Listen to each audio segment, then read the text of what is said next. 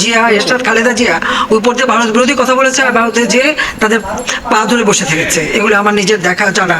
এটা যদি প্রধানমন্ত্রী বলেন, ধরেন এরশাদ খালেদা জিয়া যদি ভারতের পা ধরে বসে থাকতেন তাহলে তো তারা ক্ষমতায় থাকতেন।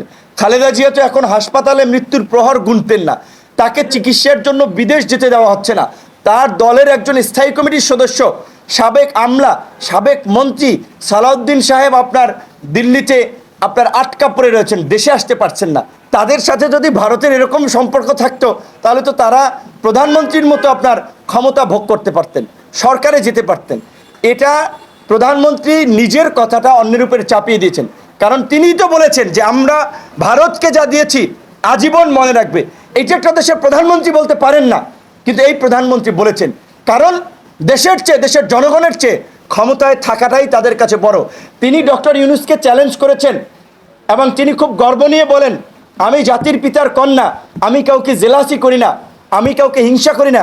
আমরা প্রধানমন্ত্রীকে বলছি, আমরা কৃষক, শ্রমিক, সাধারণ মানুষের সন্তান, আমরা কারোর সাথে কম্পেয়ার করি না।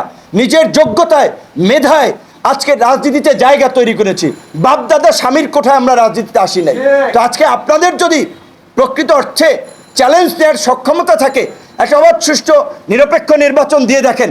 এই গণ অধিকার পরিষদের তরুণ ছাত্র যুবকদের সাথে আপনারা মোকাবেলা করে দেখেন, সেটাতে কেন আপনারা ভয় পাচ্ছেন? ডক্টর ইউনূসকে চ্যালেঞ্জ জানিয়েছেন, আমরা তো চ্যালেঞ্জ আপনাদেরকে 5 বছর ধরে জানিয়ে আসছি। দেন একটা ফেয়ার নির্বাচন দেন, লেভেল প্লেইং ফিল্ড তৈরি করে নির্বাচন দেন, দেখেন কার জনপ্রিয়তা কত। আপনি জাতির পিতার কন্যা, আপনি একাধিকবারের প্রধানমন্ত্রী, আপনাকে বিএনপির একজন নেতা সাদেক হোসেন খোকাই ঢাকা থেকে হারিয়ে দিয়েছিল, সেই কথা নিশ্চয়ই আপনার মনে আছে। তো কাজে এত চ্যালেঞ্জ দিয়েন না, মানুষকে এত তুচ্ছ তাচ্ছিল্য করেন না। দেশকে মুক্তি দিন, দেশের মানুষকে মুক্তি দিন, আল্লাহর হস্তে সুষ্ঠু নির্বাচন দিয়ে বিদায় নিন।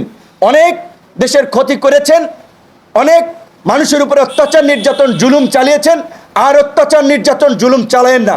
জুলুমকারীকে আল্লাহ সহ্য করে না। আপনারা যদি এইভাবে চলতে থাকেন, আপনাদের পতন, নির্মম নিষ্ঠুর পতন হবে। পৃথিবীর ইতিহাসে তাই হয়েছে। আপনাদের অতীত শিক্ষা আছে, কাজে শিক্ষা নেন ইতিহাস থেকে। গায়ের জোরে বেশি দিন ক্ষমতায় থাকা যায় না। এখন যা করছেন, যা বলছেন, সব কিছু গায়ের জোরে করছেন। এইভাবে একটা দেশ চলতে পারে না এবং চলবে না। জনগণ রুখে দাঁড়াবে ইনশাল্লাহ। এই সরকার একটা ইস্যুবাস সরকার, এবং এই সরকার না শুধুমাত্র, আপনারা পৃথিবীর স্বৈর শাসকদের, ফ্যাসিস্ট শাসকদের যদি বৈশিষ্ট্য পড়েন, তাদের সম্পর্কে জানেন, তারা দেখবেন যে জনগণকে বিভ্রান্ত করার জন্য তারা নানান ইস্যু ছুড়ে দেন। তো স্বাভাবিকভাবে এক এক সময় এক এক ইস্যু, ধরেন এই ছাগল কাণ্ড নিয়ে কিছুদিন চলেছে, সমস্ত পত্রপত্রিকা, মিডিয়া গরম, অন্য বিষয় চুপ। আবার এই রাসেল ভাইপার নিয়ে আলোচনা হয়েছে। এরকম বিভিন্ন ইস্যু সরকার এবং তার এজেন্সিগুলো তৈরি করে যে জনগণের দৃষ্টিকে ভিন্ন খাতে প্রবাহিত করার জন্য।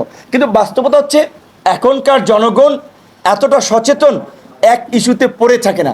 যেই কারণেই এত কিছুর মধ্যেও আমরা কিন্তু দেশের মৌলিক স্বার্থ, সরকার যে তলে তলে দেশবিরোধী চুক্তি করে দেশের স্বাধীনতা, সার্বভৌমত্বকে বিপন্ন করছে, দুর্নীতিবাজদেরকে রক্ষা করার জন্য সাফাই গাইছে, আমরা কিন্তু ঠিকই এই ইস্যু ধরেছি এবং এই ইস্যু নিয়ে আমরা কিন্তু রাজপথে নামা শুরু করেছি। তো কাজেই এই ইস্যু দিয়ে আসলে প্রকৃত ইস্যুকে আড়াল করা যাবে না, সাময়িক বিভ্রান্তি তৈরি করা যাবে হয়তো।